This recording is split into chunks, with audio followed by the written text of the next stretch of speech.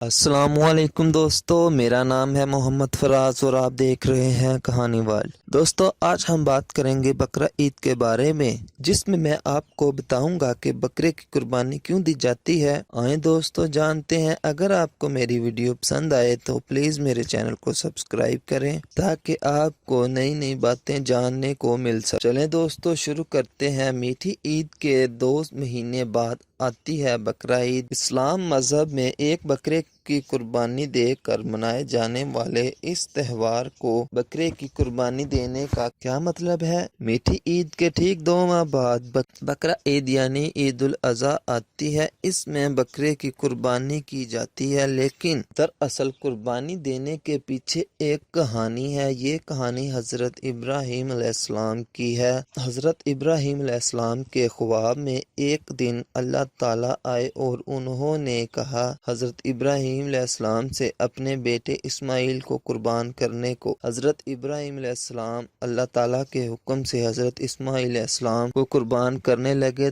تب ہی اللہ تعالیٰ نے اپنے فرشتے حضرت جبرائیل علیہ السلام کو ایک دمبا دے کر بھیجا کہ جاؤ اور حضرت ابراہیم علیہ السلام کی چھری چلنے سے پہلے یہ بکرا ان کی چھری کے نیچے رکھ دو۔ اور جب حضرت ابراہیم علیہ السلام نے چھری چلائی اور آنکھیں کھولی تو دیکھا ان کی چھری کے نیچے ایک دمبا ذبح ہوا پڑا ہے اور حضرت اسماعیل علیہ السلام ساتھ کھڑے مسکرا رہے ہیں۔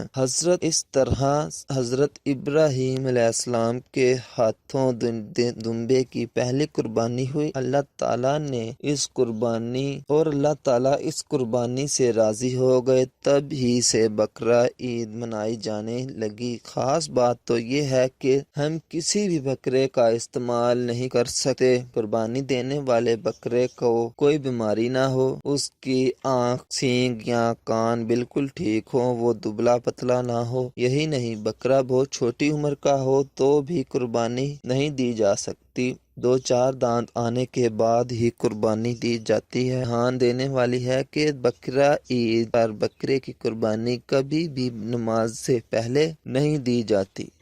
قربانی ہمیشہ نماز عید کے بعد ہی دی جاتی ہے۔ اس لیے حکم دیا گیا اور کہا گیا کہ نماز عید سے پہلے دی گئی قربانی کو اللہ تعالیٰ قبول نہیں کرتے۔ اس لیے ہر گھر میں نماز پڑھنے کے بعد ہی قربانی دینے کا رواج ہوتا ہے۔ آج کا ٹاپک آپ کو کیسا لگا؟ اپنی رائے کا اظہار کمنٹ باکس میں کریں اور یہ ویڈیو اپنے دوستوں کے ساتھ بھی شیئر کریں۔ شکریہ۔